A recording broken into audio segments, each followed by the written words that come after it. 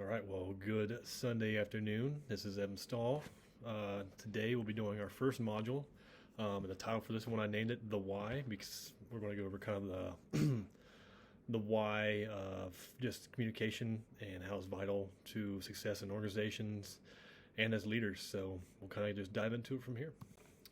So these are kind of the objectives we'll go over today. So the needs for success. So what is success? What do I need from me? Mechanisms of communication I use currently. Edward D. Bono's Six Hats, and then my current organizational structures and their culture, and the current organizational communication type, and then an opinion piece at the end of what I think I do well and what I think I need to improve upon. So what is success? So success to me is comprehending material, right? So you can get the A's in the class, you can do the work, but unless you actually comprehend and understand what you are learning, it's basically useless. So comprehension is number one. And then ability to apply. So what you learn and then applying it to actually real things in life. And so far, luckily, with a lot of courses I've been through so far, I've actually been able to do this immediately with the work I'm in now. So this is just another tool to kind of add to that tool belt of things that I already have going forward. And then obviously, success is satisfying all the requirements of the course. So that is when the the overall just grade and stuff like that comes from. So making sure I do well enough to receive a score that reflects how much work I put into this. So needs for success. This is kind of the needs for success that I would see from the instructor and from the course. Clear guidance, which we get from our syllabus. Communication. Ironically, as this class is about communication, I think communication is probably one of the most important pieces to anything, especially with the work I have in right now. I often see communication failures and what happens from that. So just making sure communication is on point and is accessible is key to success. Empathy, I get this from being an emotional leader, from being just leadership types that I've learned. Adaptive leadership, empathy, or emotional leadership is huge. I think is one of the most important things, something I use currently with the people I lead, and it seems to be working out very well. And then structure, once again, that kind of just builds off this having a syllabus, stuff like that. So structure is key. It kind of keeps you in line and focus on what needs to be done in task orders. And then one of the most important things that I feel like is missed a lot, not only like especially with the work I work in for the military, but in the civilian world too, is feedback. Just having open, honest feedback of how you're performing as a leader or performer, where areas you need to improve, areas you're succeeding at. That stuff's vital, and being able to take that information with an open mind and just not taking it personally, and being able to use that to better yourself is very important and very vital. So what do I need from me? So these is kind of the just things I need to work on, and what I need from myself in order to succeed. Time. The older I get, I feel like time is shorter and shorter, even though I mean the same amount of number or minutes, hours, and seconds are in a day. It just seems like there's never enough. Avoiding distractions, that's a huge thing. It's been kind of a learning curve, trying to juggle a career, a family, and work. So just avoiding those little side distractions and just focusing on what needs to get done, and avoiding procrastination. That's on here, and obviously right now I'm not doing a very good job of that because it's Sunday and I had time to do this, but it's been a busy week, and actually the next couple weeks with work and stuff like that are going to keep me busy too. So avoiding procrastination at all costs is vital for me. So types of communication and a mechanism of communication. So I did a little research on the old interwebs. Something I found that I feel like kind of fits this mold and this description of what communication and mechanism of communication is communication's ability to effectively transmit information, ideas, and attitudes across different groups and backgrounds of people. So just being able to take your words and take information and pass it on to others effectively and in a timely manner, to where those people understand what you're trying to get at and trying to receive that message and being able to act on it. So then you got your types of communication. So you have your typical verbal, you have your written communication, you have your nonverbals, which is very vital, which I think a lot of people underestimate. And that's what you do when you're not talking, how your body reacts to certain things. And actually is a pretty interesting thing I got to do earlier in my career. I got to do criminal investigations for 4 years, and we learned a lot about nonverbal haptics and just listening more than talking.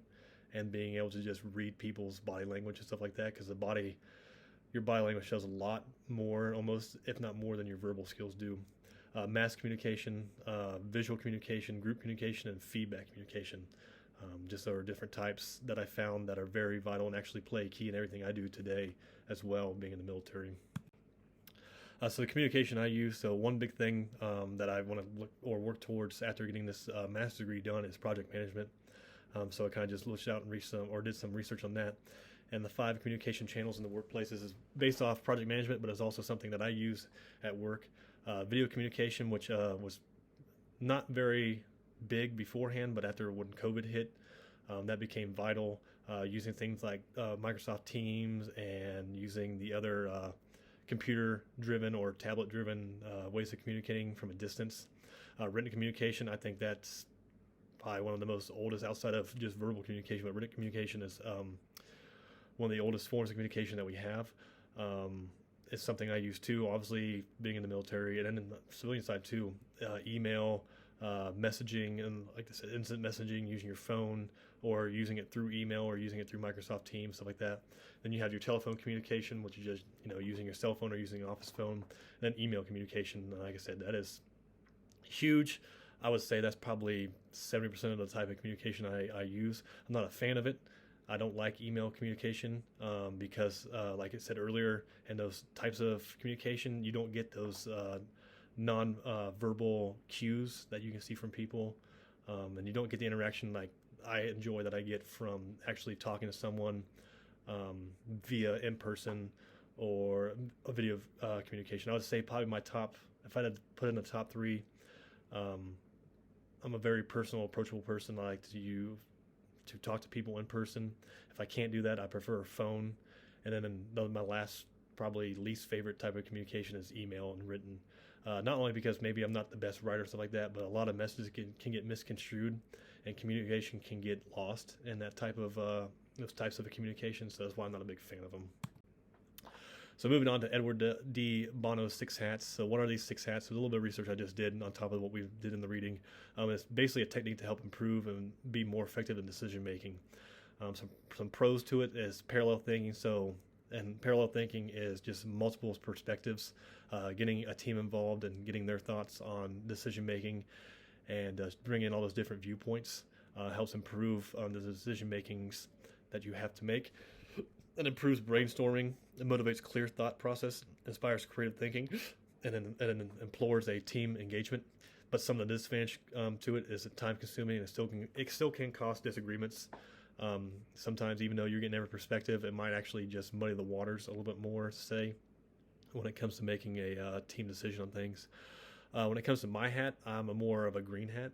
One that kind of falls into the spectrum of creativity. I'm always looking for new ways and better ways to improve teamwork, communication, things like that.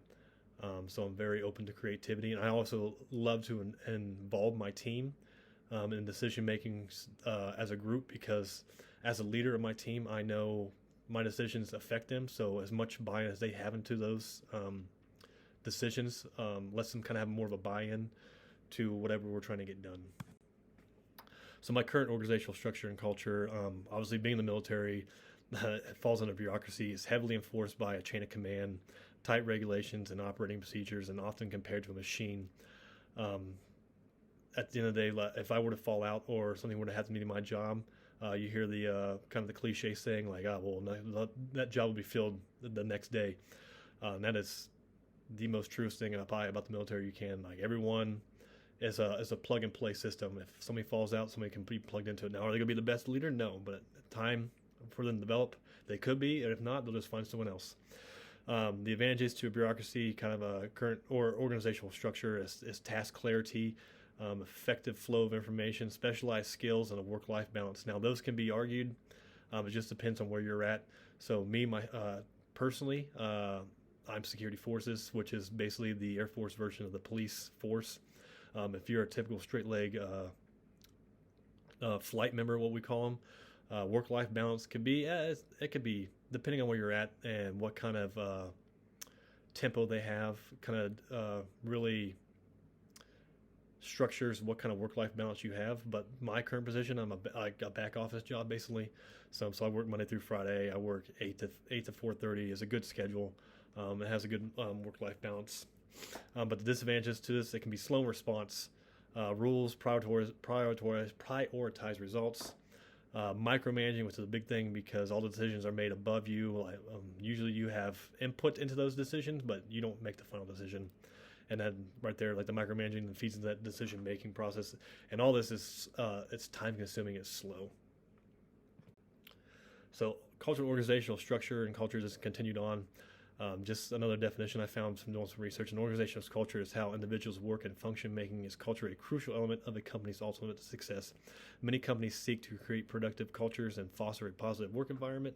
Culture is a collective of beliefs, values, and methods that create the organizational environment. Current style of organizational communication that we use is a downward communication, obviously kind of in line with that pyramid style. You have your workers at the bottom, you have your management towards the middle, and you have your leaders at the top who are making those decisions. And they, from that decision making, then the information flows from the top down. So that's kind of obviously the downward communication style that we have in the military.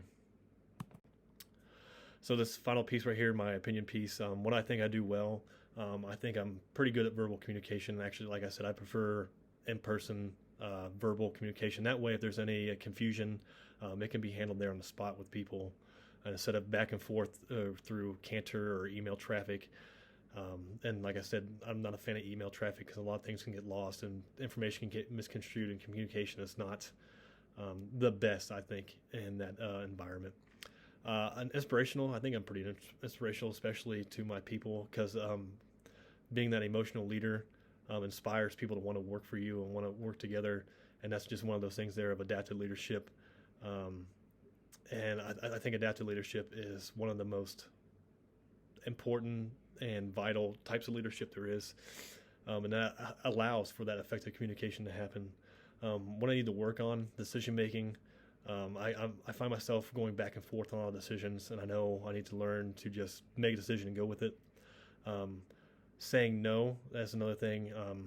I don't like telling people no. I don't like to make or let people think that I'm over tasked with items and things to get done. So I think I need to work on is saying no to things and focusing on what I need to focus on, my primary job and goals. And then performance, that kind of goes in with that saying no. Once you get kind of spread thin, your performance in your specific area that your actual job is can suffer because you're pulled in so many different directions. So all three of those kind of play in line with each other. But it's just some things I need to work on personally moving forward. And I hope throughout my time earning my master's degree through the different courses and this courses, I learn better tricks and tactics to improve myself on that. And the final slide here is just the references I use for this slide. And then with that, I hope you enjoy my presentation and you learned a little bit more about me and moving forward in this class. So thank you for your time.